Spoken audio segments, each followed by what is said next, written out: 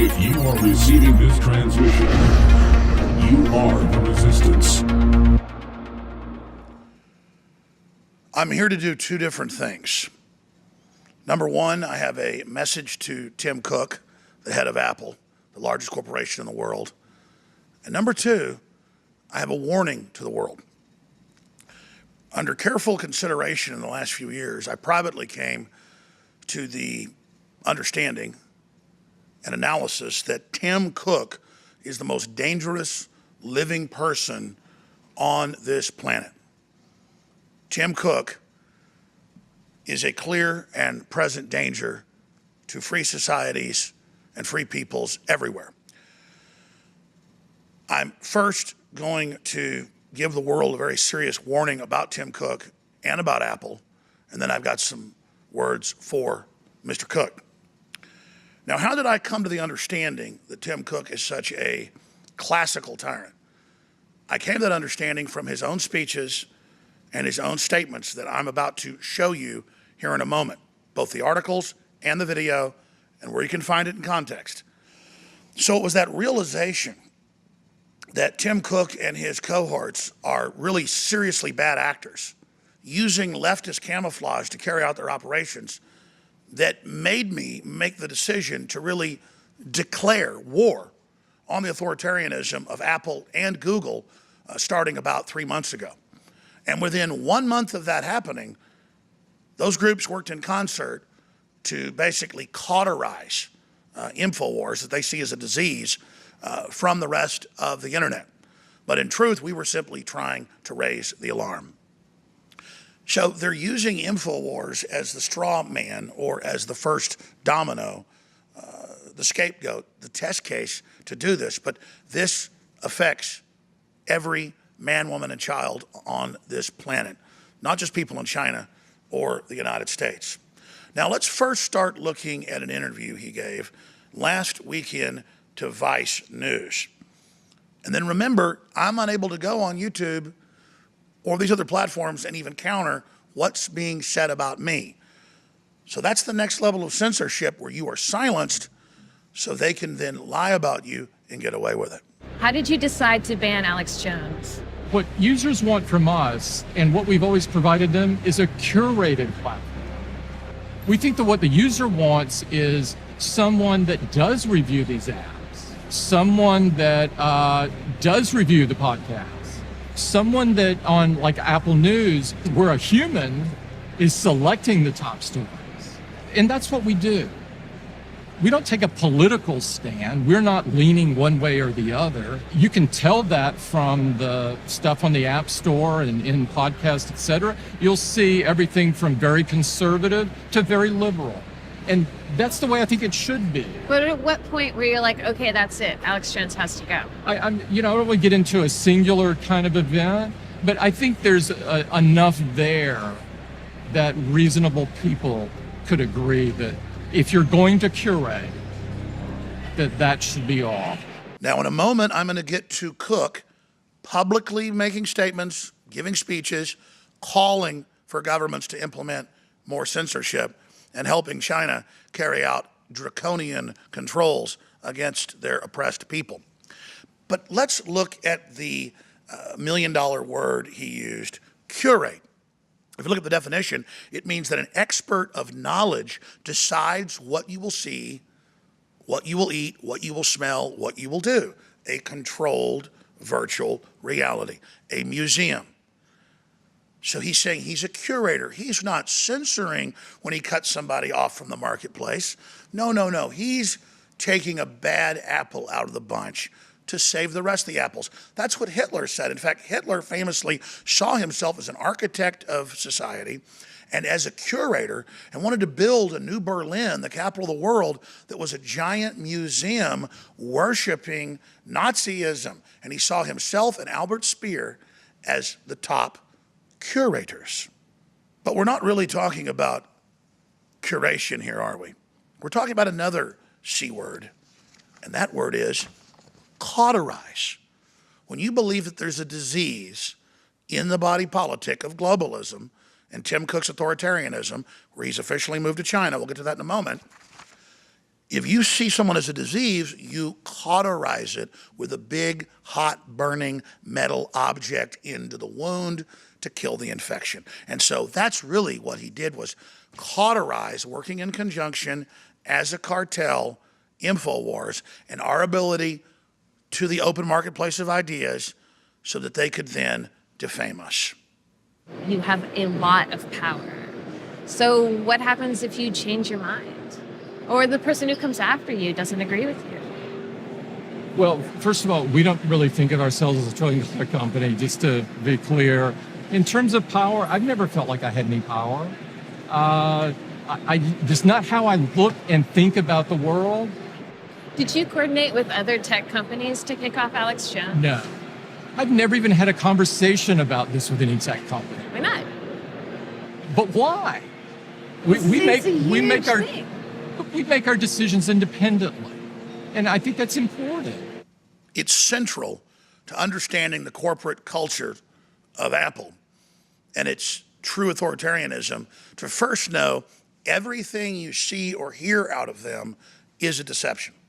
He arrives there at the big Grand Central Station and toddles over with the billionaire strut, and she says, "Oh, you realize how much power you have?" And he says, "Oh, no, I'm just a little engineer, no big deal." When from the beginning days of Apple, when he was brought on board by Steve Jobs, it was all about market domination, all about controlling the internet, all about controlling society and culture, all about everything happening on that Apple platform, and Apple taking over the internet. So that's deception number one. Then Mr. Cook goes on to say that he didn't work with any other big tech companies to coordinate the deplatforming. And he's playing semantical games. He obviously didn't work with companies themselves, but with the personal relationships he has and the famous Sunday night meetings he has over the telephone with other tech heads. And it was Zuckerberg and others that said they took Cook's lead, they talked to Cook and others, and then they decided just hours after he banned me in the middle of the night on Sunday night to then follow suit at around 3 a.m. I see privacy as one of the most important issues of the 21st century. I think there is a need to work with Congress and the staff to make sure that we do our jobs of helping them kind of come up to speed on what's possible. The way we go into product design, we challenge ourselves to collect as little as possible. And when we collect, we challenge ourselves to make it not identifiable. We're not forming the detailed profile and then allowing other companies to buy the opportunity to target you. That's not the business that we're in. Encryption for us is the same in every country in the world. Certain countries, and China's one of them, has a requirement that data from local citizens has to be kept in China. We worked with a Chinese company to provide iCloud, but the keys, which is the key, so to speak, pardon the pun, are ours. The key question is, how does the encryption process work, and who owns the keys, if anyone? In most cases for us, you and the receiver own the keys. Of course, some of the other big tech heads and the left and the Democrats who'd called for all of this, they celebrated it as a coordinated purge of Alex Jones. And since then, millions of others have been purged via the Internet ID that Apple and Google and others have pioneered in China. Now, let's actually get to what Mr. Cook stands for and why I say he's the most dangerous man alive to freedom in the world. Even the authoritarian Washington Post, owned by Jeff Bezos, had to laugh at the Orwellian statement last year by Apple's CEO, where he backs China's vision of an open internet as censorship reaches new heights. And then he goes on in a speech, Cook says, censorship is freedom. War is freedom. Slavery is freedom. Censorship is freedom, directly out of 1984. Here's another headline.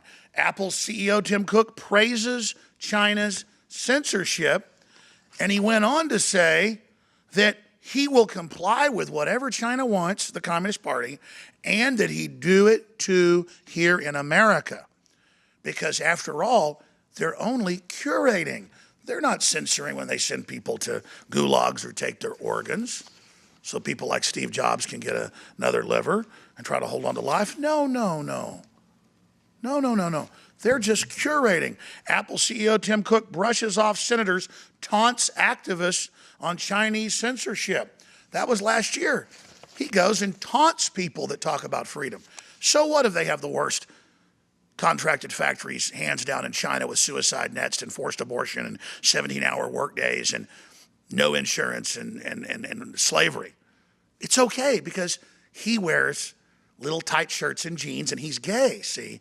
And that's why he's so dangerous. He's all, I don't have any power. I'm non-threatening. Oh, I'm liberal. And then meanwhile, he has led big tech to capitulate to communist Chinese censorship and total control. And now as top engineers have quit Apple and Google and have come back to the U.S. and warned us, they are planning to implement this here in the U.S. And as you've all seen, it's already begun with yours truly. You've heard some of what Tim Cook says, calling for censorship worldwide and cheering it on. But what has he actually done in China? Well, they banned hundreds and hundreds of apps that the Communist Party wanted banned. And they got rid of virtual private networks of thousands and thousands of companies and individuals because you can't have the Chinese people communicating where the government can't spy on them. He doesn't say a word about political dissidents being arrested and their organs harvested, Christians, Buddhists, you name it. He doesn't say a thing. In fact, he enthusiastically has moved Apple to China so they have tax exemption and bragged to Reuters that, well, when you move to China, the government runs your company. So they're now state-run by China openly and have given all the Apple code keys, your Apple ID, your Apple Cloud information to them. And boy, does that fit into the communist Chinese model, because for a decade we've been exposing it. It's been in mainstream news for 5 years. And big news broke yesterday on it, that China put spy chips in all the chips they put in Apple phones and devices to spy on government, industry, and you, and send the information back to communist China. That's why Tim Cook's the most dangerous man alive in the world, because he is the Trojan horse for Europe, the United States, the rest of the world to fall to Chinese communist spying and censorship. And now my message to Tim Cook. You're a person that is a very, very selfish individual who only thinks about themselves. You are an incredible fraud. You're a hypocrite. You run your mouth constantly about liberal and American values when you do the exact opposite. You will go down in history as a truly, truly wicked, bad person who was on the wrong side of humanity. And I just hope that the population of the world wakes up to just how dangerous you are and just how dangerous Apple is. Because out of a collection of corrupt, arrogant, disconnected tech companies, you are the worst. You are a cheerleader, a booster for surveillance and corruption and the most horrible factories and the worst working conditions. But of course, it's all candy-coated in that sick leftist packaging when you clearly are bare minimum a serious sociopath and probably a psychopath. So I want you to know I see you. You've bet against humanity. I'm betting on humanity, and I'm betting against you. And I pray that God humble you. I pray that viewers and listeners of this broadcast pray that God humble you.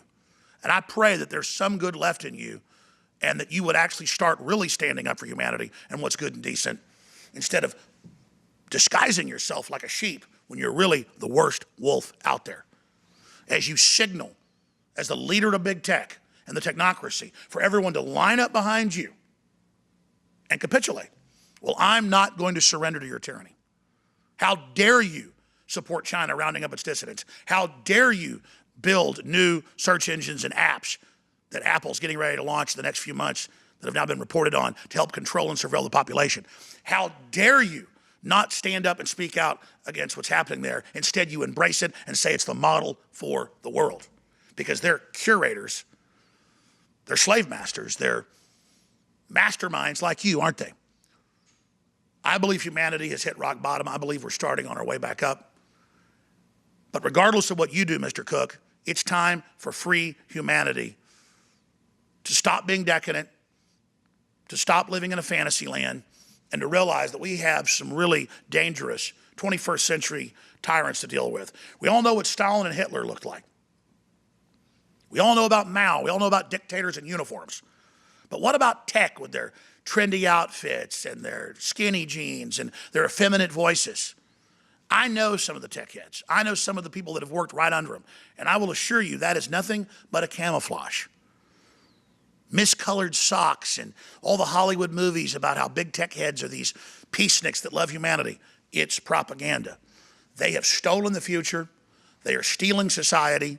They are swallowing up our world. They are building our future. They have kidnapped and hijacked our destiny. And I'm asking free humanity to begin to take hold of your destiny again by realizing that your destiny exists, but that others are directing it. And it's that single step that begins the journey of 1,000 miles, to take a Chinese proverb. I care about the Chinese people. It's the Chinese communists that are the enemy. I care about Apple employees who've been inducted into this corporate cult of censorship and control. I care about everyone, including my children. And that's why I'm standing against this evil, and that's why they've attempted to silence me. Not because I'm a liar, not because I'm fake news, but because I'm telling the truth and people are listening. It's up to all of you watching this to get this video out to everyone you know and to share this page from newswars.com. We're censored because we're carrying the light in the dark of the night. We're being censored because big tech with China and the EU are making their move against what's left of the free world. If we end up beating this in the future, and the history's written, this will be seen as the seminal time where humanity made their decision to stand for freedom. If we don't make the right decision, they have a very, very hellish plan for us under world government and planetary depopulation that Tim Cook and the Communist Chinese and others have signed on to.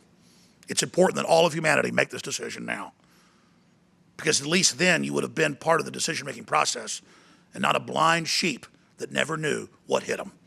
I'm Alex Jones for newswars.com and infowars.com. Thank you for watching. Please research this information, and then please, whatever you do, decide which side you're on. If you are receiving this transmission, you are the resistance.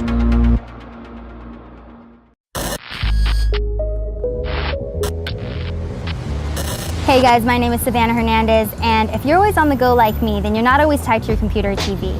So we just released our free InfoWars official app. The InfoWars official app includes all of our live broadcasts like War Room with Owen Schroyer, Real News with David Knight, and the holy grail of podcast and radio, The Alex Jones Show. And the best part about the InfoWars official app is that every single time we go live, you get notifications so that you never miss a beat. So whether you're in the car or on a run, this app makes it easy to keep the InfoWar right in your pocket. So what are you waiting for? Download Not so fast, InfoWars. Apple banned your app. I help too. Ah, Oliver. I hate free speech too. We hate free speech. We hate free speech. We hate free speech. We hate free speech.